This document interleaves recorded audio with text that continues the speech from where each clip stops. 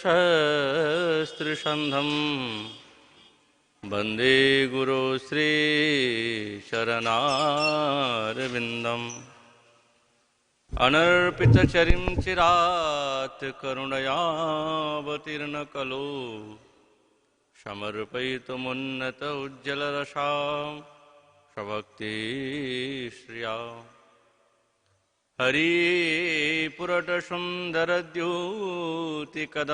हरिपुरटसुन्दरद्योतिकदम्बसन्दीपित सदा हृदयकन्दरे स्फुरतु सचिनन्दन बर्हापीडाभिरामं मृगमदतिलकं कुण्डलाक्रान्तगण्डम् कञ्जाक्षं कम्बुकण्ठं स्मितशुभगमुखं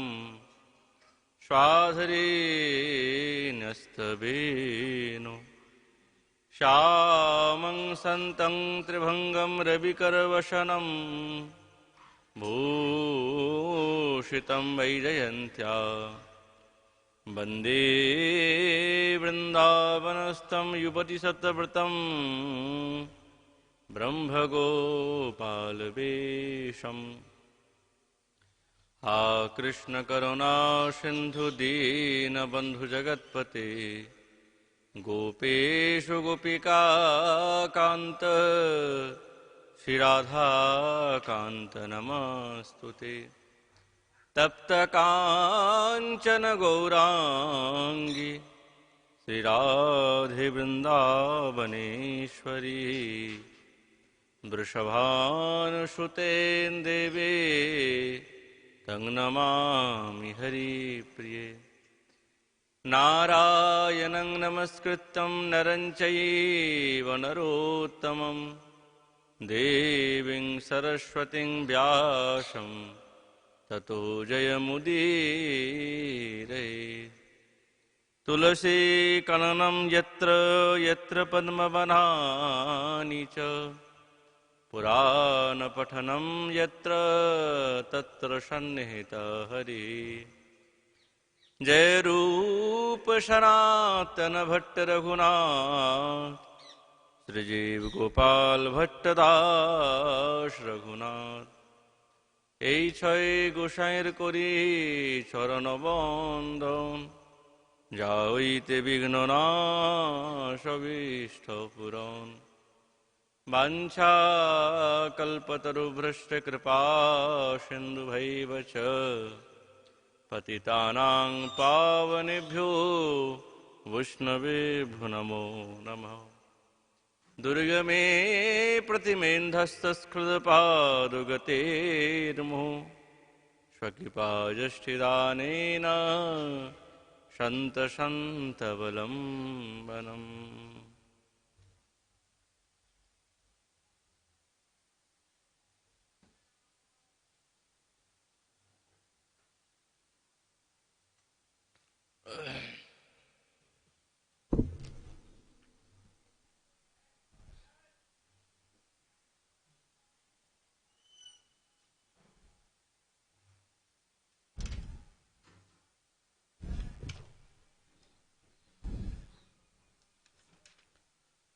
ओम नमो भगवते वासुदेवाय श्री श्री भक्तिरसामृत सिंधु साधना भक्ताख्यादित्य लहरी साधन भक्ति निरूपणे वैधि भक्ति निरूपणम्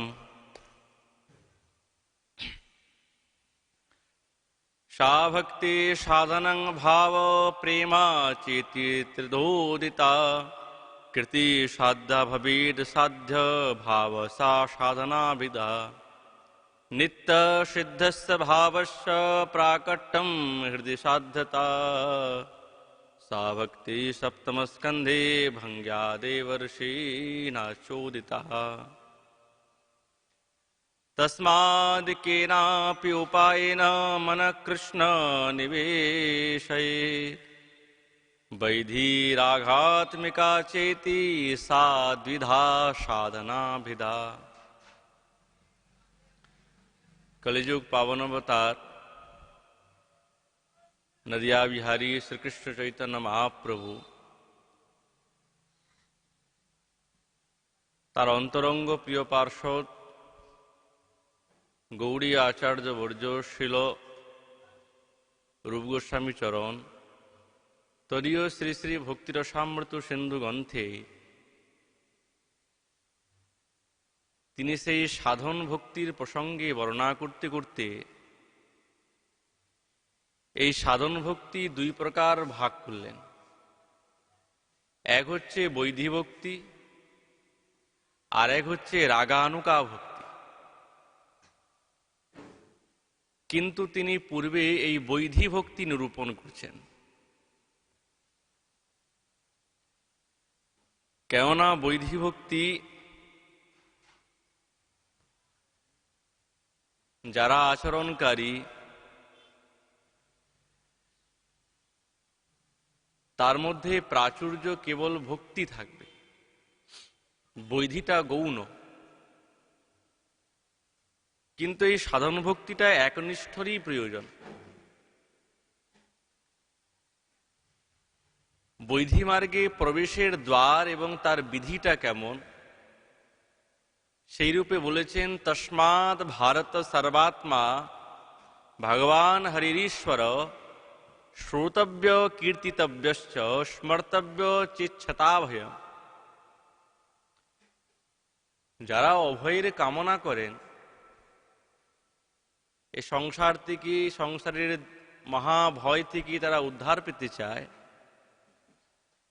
তারা সেই দিব্য ভগবানের হরি কীর্তন শ্রবণ করবে, কীর্তন করবে এবং স্মরণ করা উচিত। এটি হচ্ছেন বৈধি মার্গে ভক্তিতে প্রবেশ করার দ্বার, শ্রোতব্য, শ্রবণের দ্বারা। তারপরে ধীরে ধীরে কীর্তন এবং স্মরণাঙ্গের মধ্যে প্রবেশ করবে।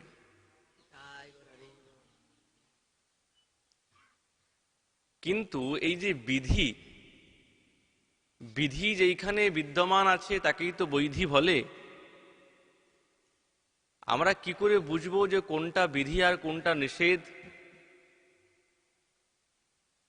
আমাদের আচার্য চরণ বলছেন, পদ্মপুরাণ থেকে শ্লোক চয়ন করে, স্মর্তব্য সততং বিষ্ণু বিস্মর্তব্যো ন জাতুচিত सर्वे विधि निषेधा शूरेतरयोरेव किंकराः।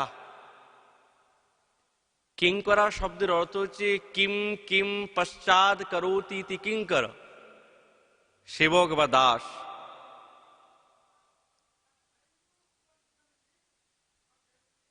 স্মর্তব্য সততং বিষ্ণু,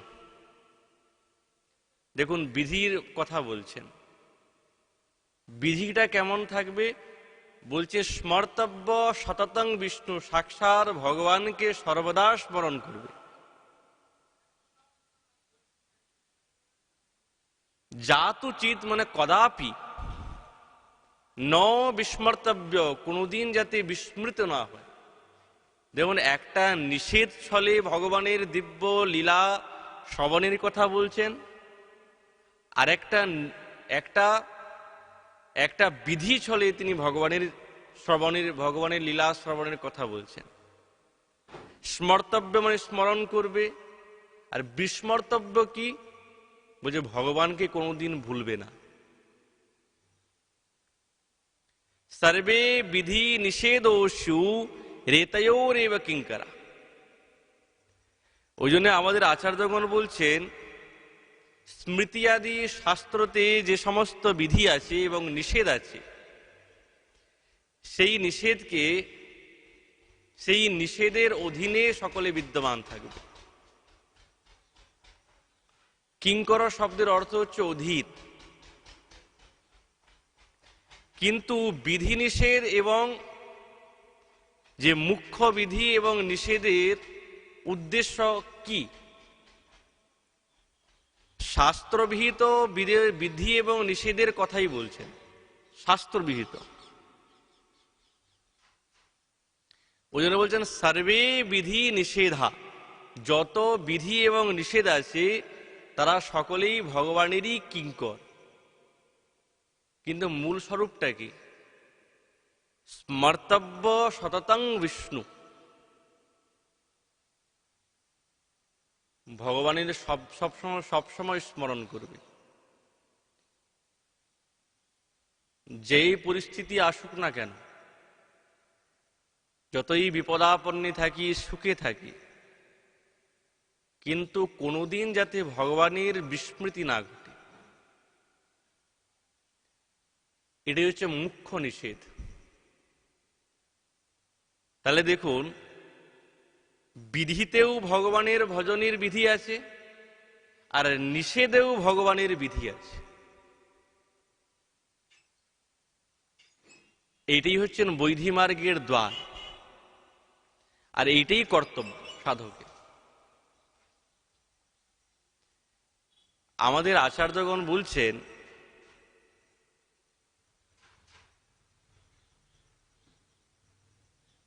যেরকম বর্ণাশ্রম বিধি করেছেন, ইত্যাশো সার বিধির নিত্যম সর্ববর্ণাশ্রমাদিষু নিত্যত্বে অপি অশ্ব নির্ণীতম একাদশ্যাদিবৎ ফলম।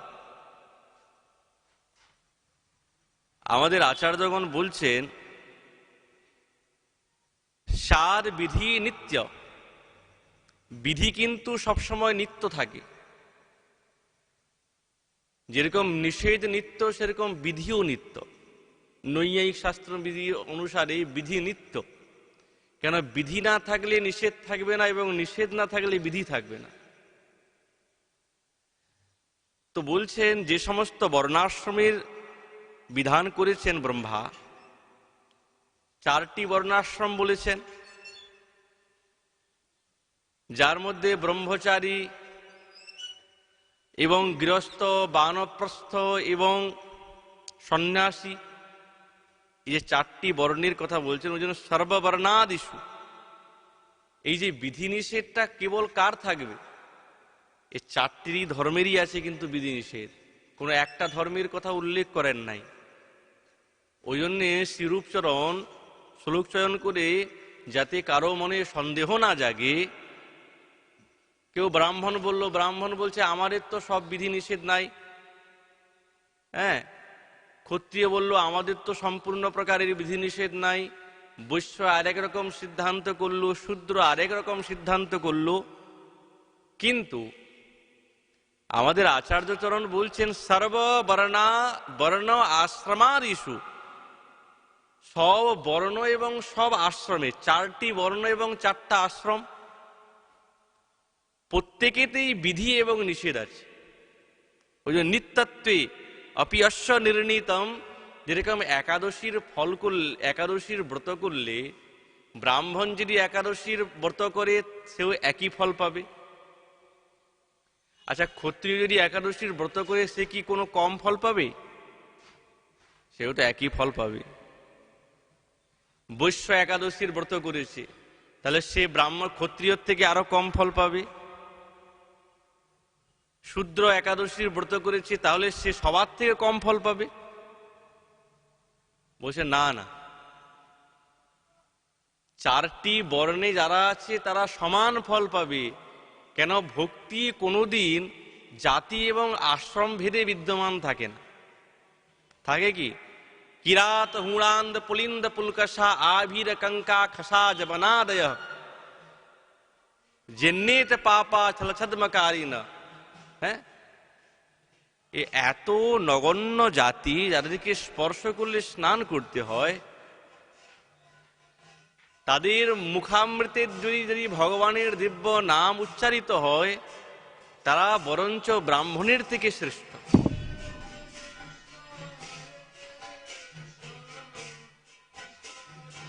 ওই জন্যে আমাদের আচার্যগণ বলছেন,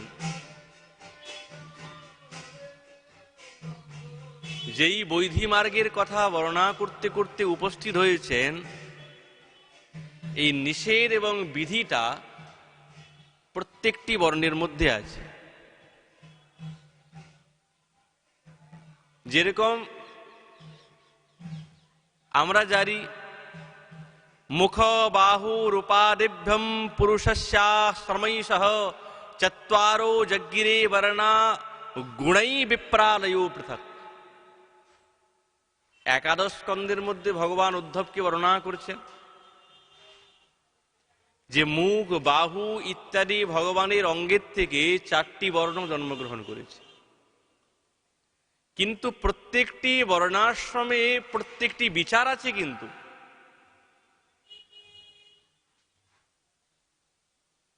সর্বপ্রথম ব্রহ্মচারী, কিন্তু এই ব্রহ্মচারীর বিধান 4 প্রকার বলেছেন। এক হচ্ছে সাবিত্র, প্রজাপত্য, হ্যাঁ, এবং ব্রাহ্ম এবং বৃহৎ, এই 4 প্রকার বিধান করেছেন। সাবিত্র বলতে যতক্ষণ যজ্ঞোপবীত কার্য না হচ্ছে ততদিন ব্রহ্মচর্যকে ধারণ করা, তাকে বলে সাবিত্র ব্রহ্মচারী।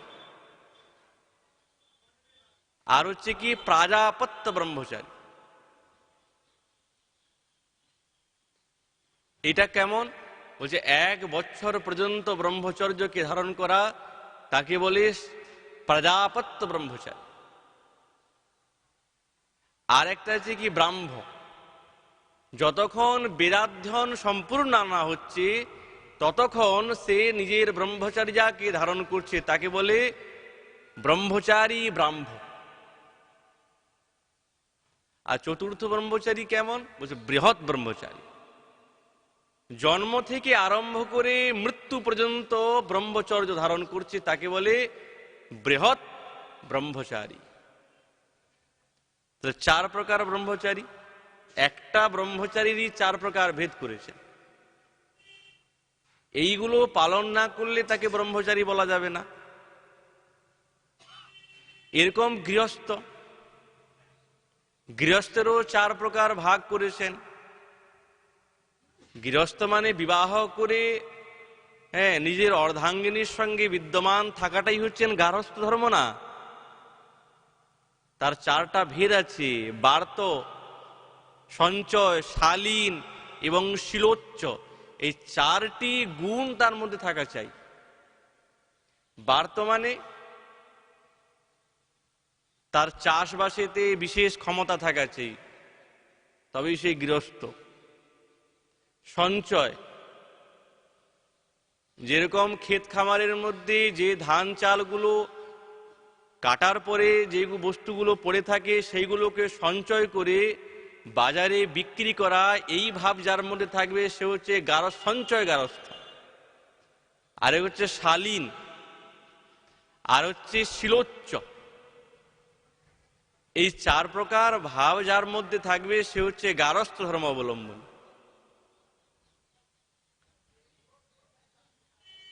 সকলেই বলে যে গারস্থ ধর্ম সর্বশ্রেষ্ঠ। হ্যাঁ মহারাজ, সর্বশ্রেষ্ঠ মানতে বাধ্য, কিন্তু তার মধ্যে এই 4 প্রকার গুণ তো থাকা চাই। আর যদি গারস্থ ধর্ম সর্বশ্রেষ্ঠ বলে মানি, কাদের গারস্থ ধর্ম সর্বশ্রেষ্ঠ তার কথাও বলবেন আমাদের আচার্যচরণ। 4টাই বর্ণ শ্রেষ্ঠ, কেউ কারোর থেকে কম নয়, কিন্তু এই বিধানে থাকতে হবে। এই যে বিধানগুলো বলছেন এই 4 প্রকার, সাক্ষাৎ ভগবানোক্তি, ভগবানের দ্বারাই উক্তি। তিনি তার উদ্ধব মহারাজকে বর্ণনা করেছেন 4 প্রকার বর্ণাশ্রমের কথা। এইরকম বানপ্রস্থ, বনে প্রস্থানীতি বানপ্রস্থ, যে বনের মধ্যে প্রস্থান করে বিদ্যমান থাকে তাকে বলে বানপ্রস্থ। কিন্তু তার মধ্যেও ভাব থাকা চাই, বানপ্রস্থ বনে থাকলেই তো হবে না, তারও 4টা ভাগ করেছেন। এক হচ্ছেন বৈখানস, হ্যাঁ, বৈখানস মানে কি? কারো কাছে কিছু মাগবে না, ওই অযাচক বৃত্তি ভাবে বনের মধ্যে যে সমস্ত গাছগুলো গজিয়ে যায় ওই বৃক্ষের দ্বারাই নিজের উদর পূর্তি করে। এমন না যে চাষ করে গাছ বপন করে সেইগুলো তুলে রান্না করে ভোজন করবে, তাহলে সে বানপ্রস্থ না। কোনোদিন চাষবাস করবে না, অযাচক বৃত্তিভাবে যে সমস্ত বৃক্ষগুলি উৎপন্ন হয়েছে ওই বন থেকে সেইগুলো লতা পাতা কেটে তিনি সেইগুলোকে আহার করবেন। যেরকম ভরত মহারাজ 1 কোটি বছর রাজ্য শাসন করে তিনি বানপ্রস্থ ভাব ধারণ করলেন, বনে চলে গেলেন। আচ্ছা, তিনি বনে গিয়ে কি করতেন? ভাগবতের মধ্যেই বলা আছে যে কন্দমূলাদি ফলকে সঞ্চয় করে পাতা পুঁতি এইগুলো লতা পাতার দ্বারায় তিনি নিজের শালিগ্রাম শিলাকে ভোগ লাগিয়ে নিজে পেতেন। তাহলে এই ব্রতগুলি তিনি করতেন। বৈখানস। আর কেমন বানপ্রস্থের ভাব থাকবে? বালখিল্য। বালখিল্য মানে যখনই কোনো নতুন বস্তু আমরা পেয়ে যাব, খাদ্য বস্তু, তো পুরানো সঞ্চয় বৃত্তি রাখবে না সে। কালকে কি খাবো তার জন্য সঞ্চয় করে রেখেছে, এই সমস্ত না। নতুন বস্তু পেয়ে গেছি, পুরনো খাদ্যকে আর গ্রহণ করবে না। একে বলে বালখিল্য বৃত্তি, বানপ্রস্থ। এরকম আরেকটা বৃত্তি আছে ঔদুম্বর। ঔদুম্বর বলতে প্রাতকালে জাগার সঙ্গে সঙ্গে যেই বস্তু পাওয়া যাবে সেই বস্তুকেই গ্রহণ করবে। দৌড়াতে আরম্ভ করলো চারদিকে, না। একে বলে ঔদুম্বর বৃত্তি, যেটা বানপ্রস্থের মধ্যে আছে। আর একটা বৃত্তি কি? ফেনপ। ফেনপ মানে নিজে নিজেই বৃক্ষের থেকে পড়ে যায় যে সমস্ত ফল পাতা পুষ্প ইত্যাদি, সেইগুলোকেই যারা গ্রহণ করেন সেই আচারীকে বলে বানপ্রস্থ ফেনপ অধিকারী। হ্যাঁ, তাহলে এই হচ্ছে বানপ্রস্থের 4টা বৃত্তি। এইরকম সন্ন্যাসীরও 4টা বৃত্তি আছে, তবেই সে সন্ন্যাসী। এক তো হচ্ছে বহুদক, দ্বিতীয় হচ্ছে হংস, তৃতীয় হচ্ছে কুটিচক। কুটিচক মানে বিশাল বড় অট্টালিকা বানিয়ে থাকবে, তাকে সন্ন্যাসী বলা যাবে না। কুটি নির্মাণ করে, পর্ণকুটি ইত্যাদি নির্মাণ করে যে সেই পর্ণকুটির মধ্যে জীবন নির্বাহন করেন, সে হচ্ছেন সন্ন্যাসী, কুটিচক। ভাগবতে বর্ণনা গেছে। আর নিষ্ক্রিয়। নিষ্ক্রিয় মানে নিজের দেহবৃত্তিতে যারা নিষ্ক্রিয়, আত্মসুখে যারা নিষ্ক্রিয়, তারা হচ্ছেন সন্ন্যাসী। ইনাদের ভাব সবসময় কিসে থাকবে? বেদ অধ্যয়ন এবং ভগবানের চিন্তন, ভগবানের লীলাদি গুণ শ্রবণ কীর্তন, এতে যারা ক্রিয়বান থাকবেন বা ক্রিয়াবান থাকবেন এবং এই জগতের থেকে যারা নিষ্ক্রিয় থাকবেন, তারা হচ্ছেন সন্ন্যাসী। তাহলে এই সন্ন্যাসীর মধ্যে 4টা গুণ থাকা চাই, যেই গুণের কথা আমাদের আচার্যচরণ বলেছেন। কিন্তু যারা শুদ্ধ ভক্ত, তারা তো ভগবানের কাছে কিছুই চায় না মহারাজ। যেরকম পূর্বেই বলেছেন, এই 4টি বর্ণাশ্রমেরই বিধি এবং নিষেধ আছে, এবং 4টি বর্ণাশ্রম ভগবানের এই বদন থেকে প্রকাশিত হয়েছে। কিন্তু যারা ভগবানের ভক্ত, তারা তো এই বর্ণাশ্রমের মধ্যে পড়েই না। তারা কি বর্ণাশ্রমের মধ্যে পড়বে? চাণ্ডাল অপি পরিকীর্তিতা। ভগবান বলছেন উদ্ধবকে, হে উদ্ধব, আমার প্রিয়জন কে জানো? বলে, কে প্রিয়?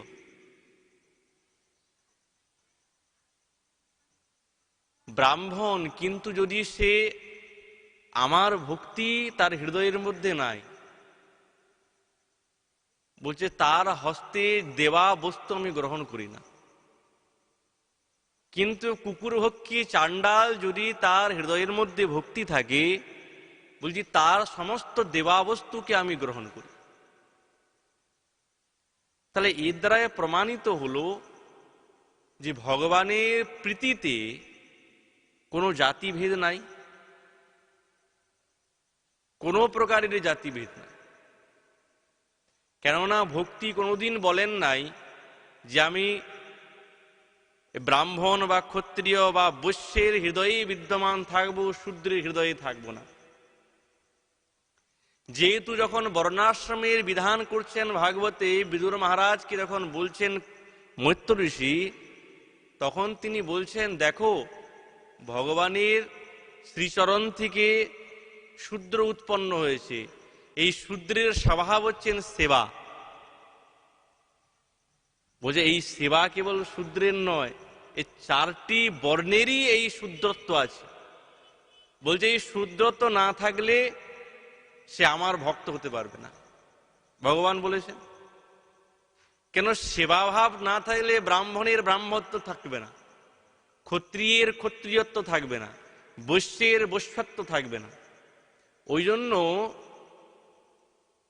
কেননা ভগবানের চরণ থেকে শূদ্র জন্মগ্রহণ করেছে যাদের অধিকার সেবা। এই সেবা চারটি বর্ণের এবং চারটা আশ্রমেরই বিদ্যমান আছে, কোনো আশ্রম থেকে তাকে আলাদা করলে হবে না। কিন্তু ভক্ত তো কিছুই চায় না। এই বর্ণাশ্রম যখন ভগবান দিয়েছেন, তাহলে ভগবান হচ্ছেন আদি, তিনি হচ্ছেন আদি পিতা। তিনি এত বড় আমাদের প্রতি উপকার করেছেন, চারটি বর্ণ বা চারটি আশ্রমে আমাদেরকে ফেলিয়েছেন। শ্রীরূপচরণ বলছেন যে এসাং পুরুষৎ সাক্ষাৎ আত্ম প্রহবমীশ্বরম ন ভজন্তি অবজানন্তি স্থানাদ ভ্রষ্টা পতন্তি অধ। দিব্য কথা বর্ণনা করছেন। সাক্ষাৎ আত্ম প্রহবম ঈশ্বরম, যিনি আমাদেরকে জন্ম দিয়েছেন, প্রহব মানে জাত, জন্ম দিয়েছেন এই চারটা জনিতে আশ্রমেতে, সেই সাক্ষাৎ ভগবান পুরুষ, তাকে যদি এই চারটি আশ্রমের মধ্যে বিদ্যমান থেকে বা চারটি বর্ণের মধ্যে বিদ্যমান থেকে যদি মানব এমন ভগবানকে যদি ভজন না করে বা যদি তাকে না জানে, তাদের কি হয়? স্থানাৎ ভ্রষ্টা। তারা এই চারটি স্থান থেকে ভ্রষ্ট হয়ে যায়। কেবল ভ্রষ্ট নয়, বলছেন পতন্তি অধ, অধ অধ অধ পতন হয়। অধ মানে নরকাত, নরকে পততি। তারা কোথায় যায়? নরকের গমন করে। তাহলে ভগবান চারটি বর্ণ এবং চারটি আশ্রম দিয়েছেন, এর মূল কর্তব্য কি, বিধি কি? আচার্যচরণ তো বিধিমার্গ বলছেন, বৈধি ভক্তির কথা বলছেন, তাহলে বিধিটা কি? ব্রহ্মচারীতে আছে, করতে হবে কি? জানন্তি ভজন্তি, সাক্ষাৎ ভগবানকে ভজন করব, জানব, এটি ব্রহ্মচারীর কর্তব্য। গৃহস্থ আশ্রম, হ্যাঁ মহারাজ, যাকেই দেখি সেই বলে মহারাজ গৃহস্থ আশ্রম তো সবার থেকে শ্রেষ্ঠ। বিলকুল শ্রেষ্ঠ মহারাজ, কিন্তু কোন গৃহস্থ আশ্রম শ্রেষ্ঠ? শ্রীরূপচরণ বলছেন যদি সে ভগবানের কথা চিন্তন করে, ভগবানের ভজন করে, তবেই সেই গৃহস্থী আশ্রম শ্রেষ্ঠ। নচেত সে ওই আশ্রম থেকে তার পতন হবে, পতন হয়ে যাবে কোথায়?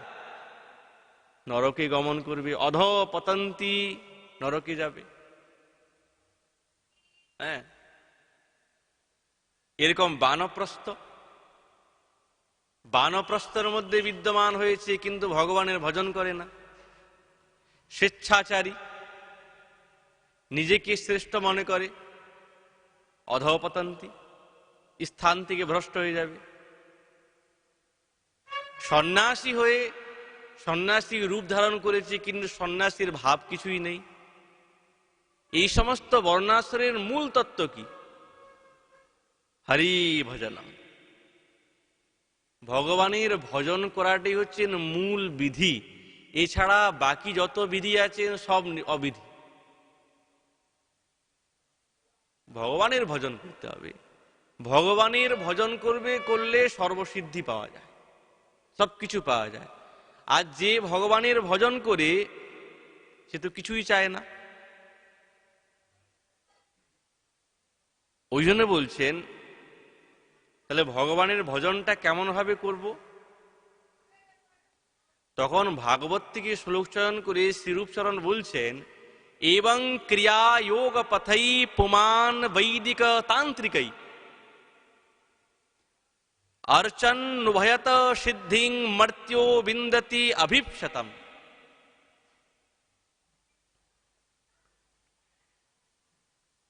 पुमान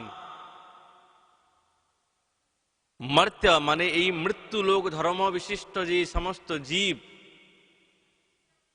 তারা এই বৈদিক এবং তান্ত্রিক যোগের দ্বারা, বৈদিক মানে বৈদিক ক্রিয়া এবং তান্ত্রিক বলতে তন্ত্র ক্রিয়া, এই তন্ত্র ক্রিয়ার দ্বারায় যদি আমার অর্চনাকে যদি করে, কিন্তু সমস্ত ইহলোকের সিদ্ধি এবং পরলোকের শুদ্ধি সে কোথা থেকে পায়?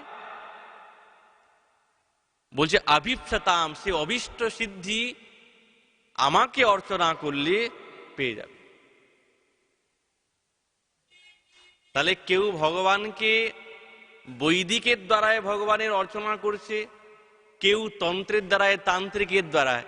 কিন্তু এখানে বুঝতে হবে তান্ত্রিক শব্দের অর্থ কি। সাত্ত্বিক তন্ত্র, তন্ত্র দুই প্রকার আছে, একটা হচ্ছে সাত্ত্বিক তন্ত্র আর একটা হচ্ছে তামস তন্ত্র।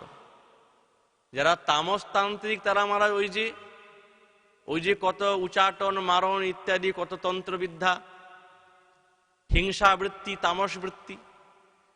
ওই জন্যে আচার্যগণ বলছেন, ভগবান বর্ণনা করেছেন যে কোন তন্ত্র, ক্রমসন্ধর্বে বলছেন তামস তন্ত্র বিবর্জিত, তামস তন্ত্রের দ্বারা না। কোন বৈদিক? যেই বৈদিকে ভক্তির প্রাধান্য বেশি, সেই বৈদিকের দ্বারায় ভগবানের অর্চনা করতে হবে।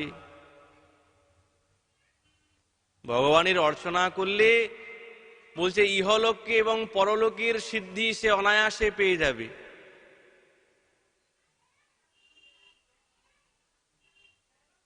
আর এই সিদ্ধি ধীরে ধীরে ধীরে ধীরে, এই সিদ্ধি শব্দের অর্থ হচ্ছে এখানে ভক্তি, যেহেতু ভক্তির আখ্যা করছেন। কিন্তু আমরা জানি যে শুদ্ধ ভক্ত যারা, যারা নৈষ্ঠিকী ভক্ত, তারা তো এই সমস্ত সিদ্ধি কামনা করে না। যারা নৈষ্ঠিকী ভক্ত, যারা হচ্ছে রাগানুগীয় ভক্ত, রাগানুগীয় সাধন ভক্তিতে যারা বিদ্যমান আছেন, তারা তো কিছু কামনা করে না। দেখুন, একটা জিনিস হচ্ছে কি, যে নৈষ্ঠিকী, অনেক প্রকার নৈষ্ঠিকী আছে, অনেক প্রকার নৈষ্ঠিকী আছে, কিন্তু অনেক প্রকারের মধ্যে শ্রেষ্ঠ নৈষ্ঠিকী কারা? যারা ব্রজেন্দ্র নন্দনকে একনিষ্ঠ রূপে ভজনা করছেন, তারাই হচ্ছে নৈষ্ঠিকী ভক্ত, সর্বোত্তম।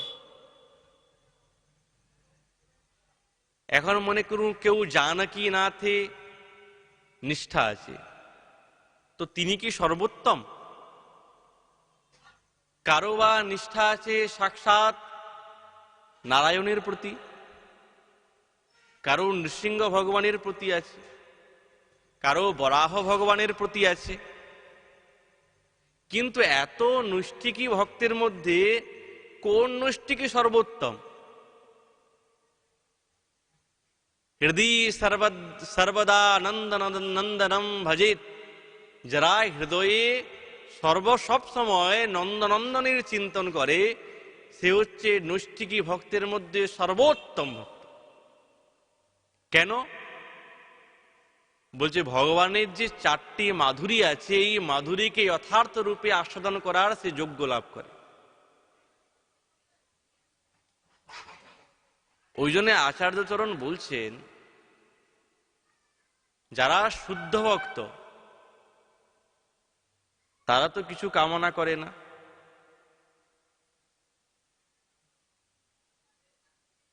কিছুই কামনা করে না। পারমিষ্টম ন মহীন্তধিষ্ণম ন সার্বভৌমম ন সাধিপত্যম ন যোগ সিদ্ধির পুনর্ভবম বা ময়্যার পিতা ছেদ ছলি মদ বিনান্যত অন্যত। ভগবান উদ্ধবকে বলছেন, পরমেষ্ঠি পদ, মহেন্দ্র পদ, সার্বভৌম পদ, রসাদি পদ এবং মুক্তি পর্যন্ত যদিও আমি তাকে অর্পণ করি, কিন্তু নাত্মেচ্ছা, সে আমাকে ছাড়া আর কিছুই চায় না। এরা হচ্ছে নৈষ্ঠিকী ভক্ত। ইনাদের বিধি হচ্ছে সর্বোত্তম। ইনাদের একটাই বিধি, ওই বিধিটা কি? কেবল গোবিন্দকে পাওয়া, এছাড়া আর কোনো অন্য বিধি নাই। হ্যাঁ, ওই জন্য বলছেন, যেই আশ্রমে থাকি কিন্তু মূল কর্তব্য হচ্ছেন ভগবানের স্মরণ করা, ভগবানের সেবা করা, ভগবানের পূজন করা। যখন দ্বারকাধীশ ভগবান কালযবনকে বধ করতে গিয়ে সেই গিরিগহ্বর পর্বতের মধ্যে প্রবেশ করে নিজের পীতাম্বর উত্তরীটিকে মুচুকুন্দের গায়ে ঢাকা দিয়ে দিলেন,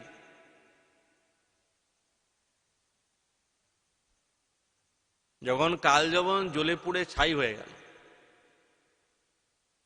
ভগবত সাক্ষাৎকার করলেন। ভগবান বলছেন, তুমি বলো কি চাও? তখন মুচুকুন্দ বলছেন, প্রভু আপনার বিধি তো অনেক, নিষেধও অনেক, কিন্তু আমার একটাই বিধির মধ্যে আমি দাঁড়িয়ে আছি।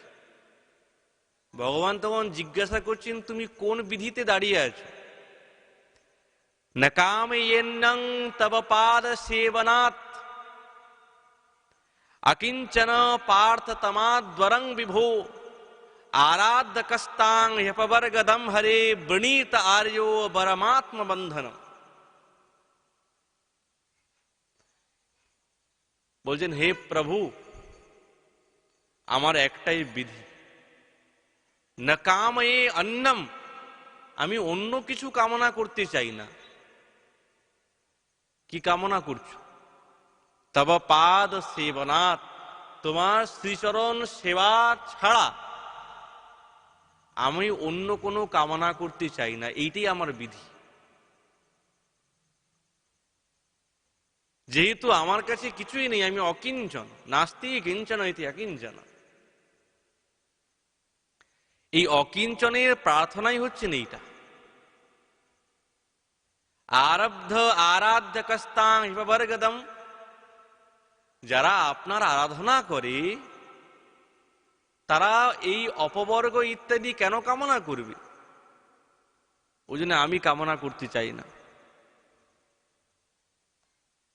আর দেখুন, কেবলমাত্র কি মুচুকুন্দ বলছেন,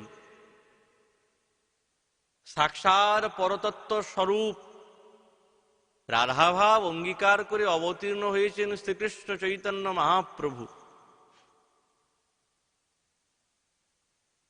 তিনি স্বয়ং কি কামনা করছেন? আরে সব তো তার কাছে আছে, কিন্তু তিনি কি কামনা করছেন? বলছেন, জগৎকে শিক্ষা দিচ্ছেন যে ভগবানের কাছে কি চাইতে হয়।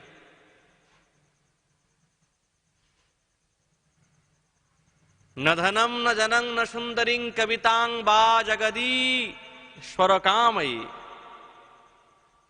मम जन्मनि जन्मनि ईश्वरे भवताद भक्ति रहुइतु की।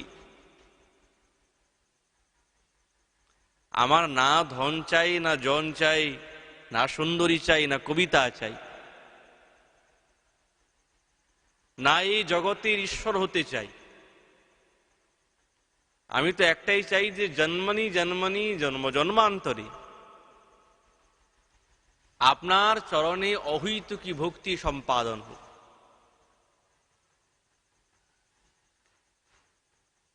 তাহলে মূল তত্ত্ব সাধকের বিধি কি? ভগবানের চরণে অহৈতুকী ভক্তিটাকে সম্পাদন করা, এটি হচ্ছেন বিধি। এই ছাড়া আমরা যদি অন্য বিধিতে চলি, সেটা হচ্ছেন কি বিধি? সেই বিধিতে, সেই বিধি মার্গে ভক্তি পাওয়া যাবে না, সেই বিধি মার্গে ভগবানকে পাওয়া যাবে না। সাধন ভক্তি বিধিতে বৈধি ভক্তি। এই বৈধি ভক্তি কোন বৈধি ভক্তি? বলছে সাধন ভক্তিরূপী বৈধি। সাধন ভক্তি, ভক্তি প্রাধান্য থাকবে এমন বিধি, মানে ভগবানকে পাওয়ার জন্য যেই বিধিতে আমাদেরকে যেতে হয়, ওই মার্গে যাতে যাই, ওই মার্গটাই হচ্ছেন বৈধি মার্গ। আর তার দ্বারাই ভগবানকে পাওয়া যায়। ওই জন্য বলছেন যে ভগবান কেউ তান্ত্রিক, কেউ বৈদিক ভাবে যদি ভগবানকে অর্চনা করে তো সবকিছু পাওয়া যায়। আর বাস্তবিক পাওয়া যায়। অকাম সর্বকাম বা মোক্ষ কাম উদারধি তীব্রেন ভক্তি যোগেন যজেত পুরুষম পরম। শ্রীচরণ তার টিকাতে বর্ণনা করছেন।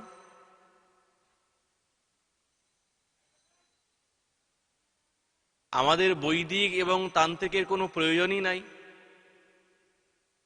আমাদের সাক্ষাৎ ভগবানের চরণে ভক্তিটা রাখলেই হবে, তীব্র ভক্তি। আর তীব্র ভক্তি কেমন ভাবে করতে হয়, এই আমাদের আচার্যচরণ বললেন। এইভাবে ওই সাধন বৈধি ভক্তিতে প্রবেশ করছে এবং বর্ণনা করছে। এই বলে আমাদের ভাগবতী কথা এইখানে বিশ্রাম। মহাপ্রভু কৃপা হলে আগামীকাল আবার এই বিষয়ে আলোচনা হবে। নিতাই গৌর হরি।